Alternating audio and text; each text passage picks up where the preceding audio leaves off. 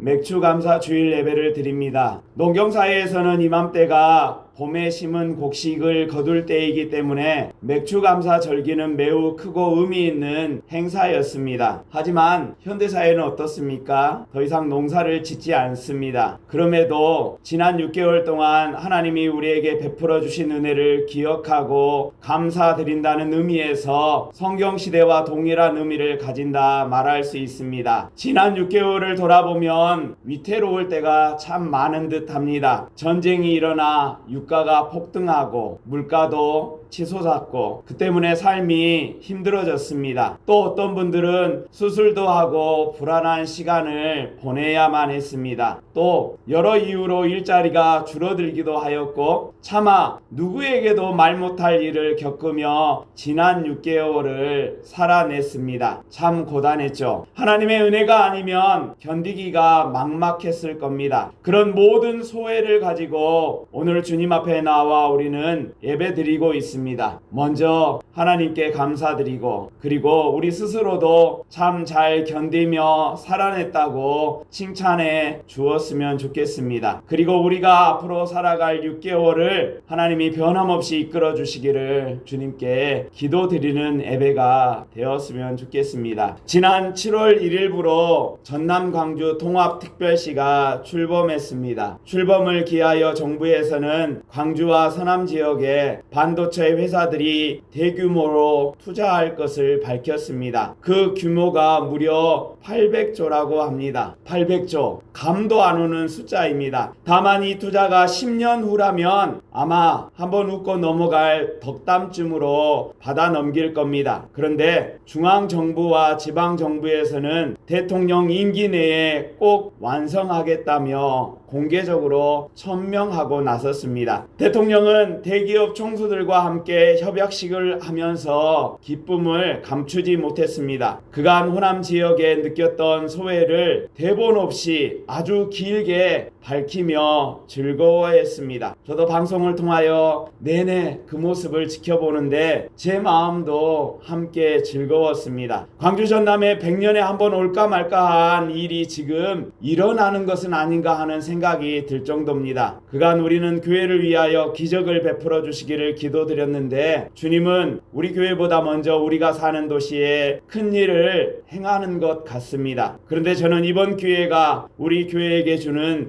기회는 아닐까 하는 생각을 합니다. 머지않아 우리 교회도 기적 같은 일이 시작될 겁니다. 우리의 다음 세대가 하나님을 기쁘게 예배하며 또 교회에서 살아갈 것을 상상만 해도 저는 즐겁습니다. 여러분, 이 기적 같은 일에 여러분도 동참하고 헌신하시기 바랍니다. 물론 듣는 여러분은 목사님이 무슨 말을 하는가 막연하게 들릴 수도 있을 겁니다. 하지만 분명히 놀라운 일이 벌어질 것입니다. 주님이 행하실 그 일을 기대하시기 바랍니다. 그간 광주 전남은 농업 위주의 산업 구조로 경제 발전이 참 미약했습니다. 우리가 부족했기 때문이 아니라 군사독재 정부의 정치적 이유로 우리를 일부러 소외시켰기 때문입니다. 광주 전남은 지난 50년간 제대로 된 기업조차 없는 변변치 않는 도시였습니다. 그런데 이렇게 빈 땅이 오히려 이번이 기회가 된 겁니다. 하나님 나라가 소외된 갈릴리에서 시작되었듯이 대한민국의 새로운 역사가 그간 소외되었던 전남 광주에서부터 시작되는 것은 아닌가 하여 참 뿌듯합니다. 역시나 하나님의 변혁은 병두리에서 시작됩니다. 하나님의 구원 역사는 부자들에게서가 아니라 가난한 자들이 먼저 시작하게 되는 이유가 바로 거기에 있습니다. 더불어 광주가 영적으로도 풍요로운 곳이 되었으면 좋겠습니다. 하지만 좋은 세상은 저절로 오지 않습니다. 등불 하나를 밝히는 마음으로 사는 사람들을 통하여 그렇게 시작될 것이고, 울면서라도 씨를 뿌리는 사람들을 통하여 하나님의 나라는 서서히 임하게 됩니다. 예수님은 신민지 백성이 되어 살아가는 사람들에게 그런 꿈을 심어주기 위하여 위해서 참 애쓰셨습니다. 가난한 삶에 지치고 신민시대에 치인 사람들에게 다가가 하나님 나라의 복음을 전해주셨습니다. 마태복음 4장은 예수님이 공생애를 어떻게 사셨는지 우리에게 전해주고 있는데, 마태복음 4장은 이렇습니다. 예수께서 온 갈릴리에 두루 다니사 그들의 회당에서 가르치시며 천국 복음을 전파하시며 백성 중에 모든 병과 모든 약한 것을 고쳐주셨다라고 말씀하고 계십니다. 여기서 나오는 온 갈릴리 모든 백성, 이런 말이 얼마나 큰 위안이 되는지 모릅니다. 예수님은 지금도 우리 곁에서 이렇게 일하고 계십니다. 우리 모든 영혼들이 한 명도 소외되지 않도록 그렇게 역사하고 계십니다. 우리가 무지하기에 주님은 가르치시고 깨닫게 해주십니다. 우리가 주저하기에 하나님 나라의 복음을 선포하시며 결단하고 살아가도록 독려하고 계십니다. 우리가 연약하기에 주님은 고치시고 우리를 온전케 해주고 계십니다. 예수님이 살던 그 시절 사람들은 로마 제국에 철저히 기만당했습니다. 당시 로마는 식민지의 두 가지 사상을 주입했습니다. 우리가 잘 아는 거죠. 하나는 팍스 로마나, 로마의 평화라는 라틴어입니다. 그리고 또 하나는 로만 유겔리아, 로마의 복음, 즉 로마가 기쁜 소식을 너희에게 가져다 줄 것이다 라는 그런 말로 사람들을 기만하고 현혹했습니다. 이것이 로마의 두 얼굴입니다. 한쪽으로는 군사력을 앞세워 식민지를 찍어 누르며 절대 저항하지 못하도록 만들었고, 또 다른 한편으로는 자애로운 척하면서 무질서한 세상의 질서를 만들어준다고 하고 낙후된 사회의 기반 시설을 식민지에 건설해 준다고 말하면서 사람들에게 로마의 평화 그리고 로마가 전하는 복음을 환상처럼 심어 주었습니다. 사람들은 강력한 로마를 두려워하면서 동시에 로마를 매혹적으로 생각했습니다. 로마가 세계의 중심이라고 믿게 만들었기 때문입니다. 중심부로 들어가고 싶은 것이 인간의 욕망 아닙니까? 우리도 이렇게 변두리에 있지만 우리도 언젠가는 한번 중심으로 들어가리라 마음 먹지 않습니까? 젊은 사람일수록 수도권에 살기가 어렵다는 것을 알지만 수도권에 가고 싶은 마음이 우리 안에 꿈틀거리지 않습니까? 바로 당시 사람들이 이렇게 현혹되어 살아갔던 것입니다. 그런데 로마의 통치를 받던 팔레스타인 민중들의 삶은 너무나 비참하고 고단했습니다. 특히 그들에게 부과된 세금은 도저히 감당하기 어려울 만큼 많았습니다. 성전세, 11조, 첫 열매의 제물, 이런 종교세도 드려야 했지만 조공, 토지세, 인두세는 주민세 같은 겁니다. 그런 직접세도 바쳐야 했고 소금세, 그리고 물건을 팔면 거기에 붙는 부가세 등을 간접세로 바치도록 만들었습니다. 그뿐이겠습니까? 통행하면은 통행에 따른 관세와 각종 수수료, 심지어는 강제 부역에까지 동원되었습니다. 그래서 사람들은 보통 30에서 40%의 세금을 내야 했고 많게는 50에서 60%의 세금을 내야 했다고 합니다. 그러니 로마 체제 안에서 살아간다는 것이 얼마나 고통스럽고 힘들었겠습니까? 아무리 일해도 아무리 땀 흘려도 가족 건사하기가 어려웠으니 가장들과 부모들이 느꼈을 박탈감이 얼마나 컸겠습니까? 로마 체제 아래에서는 조상으로부터 땅을 물려받은 사람들조차 그 땅을 빼앗기고 소당농으로 전락하고 상인이 되어 날품팔이를 해야 했습니다. 그뿐이겠습니까? 어부나 목자가 되기도 했고 심지어 과부와 고아로 전락하기도 했습니다. 삶이 저 밑바닥으로 추락하는 경우에는 창녀와 거지가 되기도 했고 심지어 강도짓을 해서라도 살아갈 수밖에 없는 세상이 되고 만 것입니다. 그런 세상에서 예수님의 제자들이 가진 것을 다 버리고 주님을 따른다는 것은 실로 엄청난 결정이 아닐 수 없습니다. 그들은 스스로 유대사회에서 가장 빈곤한 사람들의 운명에 동참하겠다고 예수님의 제자가 되려고 했던 것입니다. 예수님은 새로운 세상의 시작이 스스로 세계의 중심이라고 생각하는 주류 사람들을 통해서가 아니라 오히려 그들에 의해서 주변부로 밀려난 사람들을 통하여 하나님 나라가 시작된다는 것을 잘 알고 계셨습니다. 중심에 있는 사람들은 자기가 그간 가졌던 것을 지키기에 급급했지만 주변부로 내몰린 사람들은 늘 다른 세상을 끊임없이 모색했기 때문입니다. 그런데 사실 솔직하게 말하면 이 주변부로 내몰린 사람들도 중심부에 편입되기를 꿈꿀 때가 참 많았습니다. 예수님은 모두가 서로 귀히 여기고 존중하는 세상, 누가 누구를 지배하는 것이 아니라 서로 섬기고 돌보는 하나님 나라의 꿈을 그들에게 심어 주었습니다. 그런데 이 꿈은 사실 정말 이상적입니다. 그래서 현실과는 너무 동떨어진 것처럼 보입니다. 그래서 사람들은 현실의 난관에 부딪힐 때마다 예수님이 심어주신 그 하나님 나라를 슬그머니 내려놓고 다시 세상 일에 몰두했습니다. 바로 이런 상황에서 하나님 나라의 복음을 받아들이지 않는 그런 사람들을 보며 주님은 제자들에게 담담히 오늘 말씀을 전해주고 계십니다. 한 농부가 들판에 서서 씨앗을 뿌립니다. 농부는 씨앗을 뿌리면서 벌써 미리 누렇게 익은 황금 들판을 기대했을 것입니다. 하지만 현실은 늘 기대에 못 미치지 않습니까? 농부가 뿌린 씨앗은 길가에도 떨어지고 돌무더기에도 떨어지고 그리고 가시덤불에도 떨어집니다. 길가에 떨어진 씨는 새들이 와서 쪼아 먹어버리고 돌무더기에 떨어진 씨앗은 기껏 싹이 나는 것 같은데 뿌리가 깊이 내리지 못하여 뜨거운 햇볕에 그만 말라버리고 맙니다. 가시덤불 사이에 떨어진 씨도 어렵게 싹이 돋는 것 같은데 가시가 기운을 막아 더는 자라지 못하도록 만들어 버립니다. 농부의 눈에는 이것이 하나도 특별하지 않은 일입니다. 이 특별할 것 없는 이 예수님의 비유를 듣는 제자들은 도대체 이 비유의 의미가 무엇이냐고 예수님께 여쭈어 봅니다. 그 해석이 우리가 읽은 9절부터 15절 말씀입니다. 예수님은 먼저 씨앗은 하나님의 말씀이라고 밝히십니다. 그러니 예수님이 지금 비유로 드는 것은 농사일을 말하려 함이 아니라 하나님의 말씀이 사람들 안에서 어떻게 자라고 열매 맺는지에 대한 말씀을 하시려는 것입니다. 계속해서 해석이 이어집니다. 12절 말씀입니다. 길가에 있다는 것은 말씀을 들은 자니 이에 마귀가 가서 그들이 믿어 구원을 얻지 못하게 하려고 말씀을 그 마음에서 빼앗은 것이라고 말합니다. 말씀을 듣기는 했습니다. 그런데 금세 마귀가 와서 믿지 못하도록 마음에서 말씀을 빼앗아 갔습니다. 말씀을 빼앗긴 그 사람은 구원받지 못한다고 말씀하고 계십니다. 현실에 치여 영적인 일에 마음을 쓰지 못하는 사람에게 하는 말씀입니다. 마귀는 말씀을 빼앗아 갑니다. 참 놀랍지 않습니까? 마귀가 말씀을 빼앗아 간다. 그러니 우리는 말씀을 굳게 붙잡아야 합니다. 말씀을 부지런히 읽고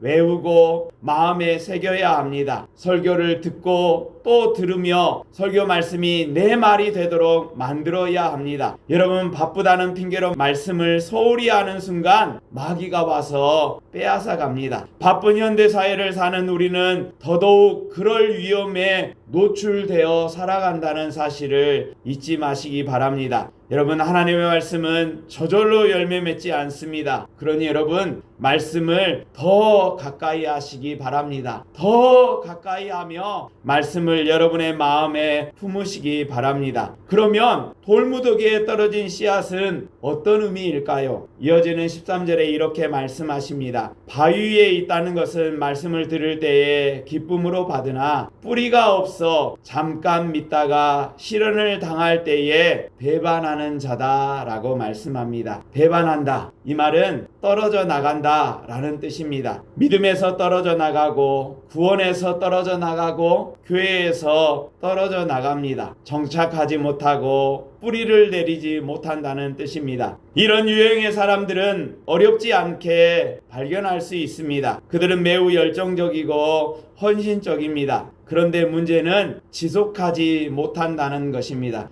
양은 냄비 같은 신앙, 반짝하는 신앙, 이런 말 많이 들었죠. 그런 열정은 지속되기 어렵습니다. 신앙생활은 쌈박하게 1, 2년 열정을 쏟아붓는 일이 아닙니다. 그래서 이런 사람들은 늘 제풀에 지쳐 나가 떨어집니다. 작은 장애물을 만나면 짓불이 순식간에 사그라들듯이 열정 또한 그렇게 사라져 버리고 맙니다. 그런데 이런 사람들의 더 큰 문제는 열정을 잃어버리는 순간 그 책임을 다른 사람들에게 전가시키고 분란을 일으키고 떨어져 나간다는 데 있습니다. 깊은 신앙심은 물불 안 가리는 열정으로 하는 것이 아닙니다. 신앙생활은 밭에서 돌 하나하나를 골라내는 농부의 심정으로 하는 것입니다. 수십 년이 걸리더라도 돌밭을 옥토로 만드는 일이 바로 신앙생활인 것을 잊지 마시기 바랍니다. 예수님이 들려주신 세 번째 가시덤불에 떨어졌다는 말은 또 어떤 의미이겠습니까? 14절에 이렇게 예수님이 해설해 주십니다. 가시떨기에 떨어졌다는 것은 말씀을 들은 자이나 지내는 중 이 생의 염려와 재물과 향락에 기운이 막혀 온전히 결실하지 못하는 자다라고 말씀해 줍니다. 이들은 말씀을 듣기는 하지만 살면서 겪는 근심과 재물의 욕심과 인생의 즐거움에 사로잡혀서 열매 맺는데 실패한 사람들입니다. 무욕에 빠져서 또 여러 즐거움에 빠져서 살다가 그만 하나님 나라의 열매를 맺지 못하는 겁니다. 여러분, 요새는 얼마나 취미생활이 다양하고 취미활동을 사람들이 많이 합니까? 조금만 여유가 있으면, 조금만 돈이 있으면 이것저것 합니다. 때로는 취미생활을 위해서 돈을 버는 것처럼 살아가는 사람도 제법 많이 있습니다. 이들도 말씀을 듣기는 합니다. 그래서 이들을 가리켜 명목상 그리스도인이라 부를 수 있을 겁니다. 그들도 하나님께 봉사하려는 열망을 가지고 삽니다. 악을 멀리하고 깨끗한 양심을 가지려고 노력하고 기회가 있을 때마다 선행을 하려고 합니다. 하지만 현실적인 문제와 유혹을 만나면 신앙적 태도를 접어버립니다. 재밌고 즐거운 일이 생기면 예배보다 그 일을 먼저 하지 않습니까? 여러분, 우리는 그저 교회에 다닌다는 명목상의 그리스도인이 아니라 참된 그리스도인이 되고 싶습니다. 여러분, 그렇지 않습니까? 이들도 예수님의 가르침을 따라 살기를 원합니다. 하지만 그렇게 살지 못합니다. 그래서 때로는 예배드리러 나오는 것이 어색하기도 하고 기도하고 찬양하는 것이 가식적으로 느껴지기도 하고 죄책감이 생기기도 합니다. 부끄럽지만 이것이 우리의 실상입니다. 여러분, 그렇다고 이대로 우리가 살 수만은 없습니다. 어떻게 해야 하겠습니까? 새로운 삶을 위하여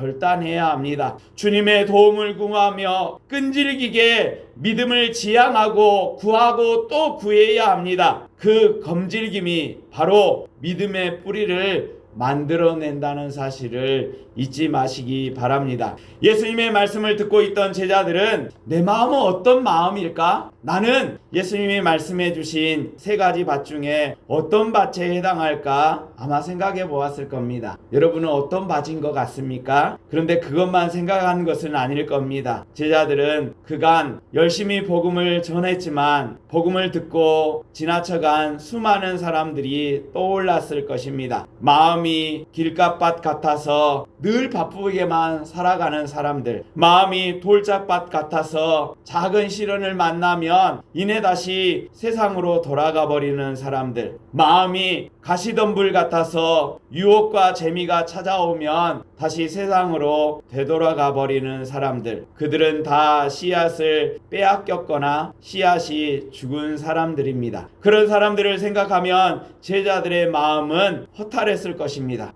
너무 헛수고가 많구나. 내가 너무 노력했는데 열매가 너무 적구나. 나는 허탈한 마음이 들었을 수도 있습니다. 그런데 아직 예수님의 말씀은 끝나지 않았습니다. 지금까지 씨앗들이 많이 허비된 것처럼 보이지만 그래도 더러는 좋은 땅에 떨어진 것도 있다고 주님은 말씀해 주십니다. 15절 말씀입니다. 좋은 땅에 있다는 것은 착하고 좋은 마음으로 말씀을 듣고 지키어 인내로 결실하는 자다라고 말합니다. 여러분, 좋은 밭이 저절로 되는 것이 아니죠. 착하고 좋은 마음으로 말씀을 품어야 합니다. 그리고 들어야 하고 지켜야 하고 인내해야 결실한다고 합니다. 여기서 등장하는 세 가지 동사, 듣다, 지키다, 인내하다, 이것은 한두 번 함으로 완료된다는 말이 아닙니다. 계속 해야 된다는 의미를 품고 있는 동사입니다. 계속 하나님의 말씀을 들어야 하고, 계속 하나님의 말씀을 지켜야 하고, 계속 인내해야 결국 결실한다는 것입니다. 이 사람들은 보드라운 흙이 씨앗을 품듯 하나님의 말씀을 착하고 좋은 마음으로 자기 존재의 깊은 곳으로 받아들여 그것을 자기 삶으로 구현해내며 사는 사람들을 말합니다. 그런데 여러분, 말씀을 통하여 변화된 이 한 사람이 씨앗이 자라 결실하듯이 세상을 변화시키는 사람입니다. 예수님은 비록 앞서 말한 새 밭에 많은 씨를 낭비했을지라도 마지막 좋은 밭에 떨어진 씨가 결국 100배의 결실을 하여 그간 허비해버린 씨앗을 다 상쇄하고도 남는다고 주님은 말씀하고 있습니다. 그러니 농부는 좋은 밭에 씨앗을 떨어뜨리기 위하여 그렇게 애쓴 것입니다. 성도 여러분, 여러분이 바로 그런 사람들이 되시기 바랍니다. 좋은 밭 가진 사람들이 되시기 바랍니다. 착하고 좋은 마음으로 말씀을 듣고 그 말씀을 계속 지키고 계속 인내하며 마침내 결실하는 한 사람이 되시기 바랍니다. 예수님은 바로 여러분에게 말씀을 그렇게 뿌려주고 계시는 겁니다. 사도 바울은 복음을 아무리 전해도 변하지 않는 사람들과 세상으로 인하여 실망한 성도들에게 이렇게 당부합니다. 갈라디아서 6장입니다. 우리가 선을 행하되 낙심하지 말지니 포기하지 아니하면 때가 이름에 거둘 것이다. 언제부턴가 이 말씀이 제 가슴 속에 들어왔습니다. 그리고 이 말씀을 저는 문자 그대로 믿기로 작정했습니다. 선을 행하되 뭔가 좋은 결실이 있을까 기대하기보다는 낙심하지 않기로 작정하고, 포기하지 않으면 세상 사람들이 변하지 않는다고 해도, 세상에 아무리 말아도 변하지 않는다고 해도 포기하지 않으면 때가 이루어 결실하게 될 것이라는 주님의 말씀을 곧이곧대로 저는 믿기로 작정했습니다. 그래서 오늘도 주님의 말씀의 씨앗을 심는 것입니다. 오늘 내가 뿌리는 이 말씀의 씨앗이 때가 되면 반드시 결실할 것을 알기에 저는 조급하지 않고 그 씨앗을 뿌리려고 하는 것입니다. 씨앗은 보이지 않는 곳에서 자라는 것이 정상입니다. 만약 씨앗이 눈에 보인다면 그 씨앗은 새들이 쪼아 먹거나 아니면 말라 죽을 것입니다.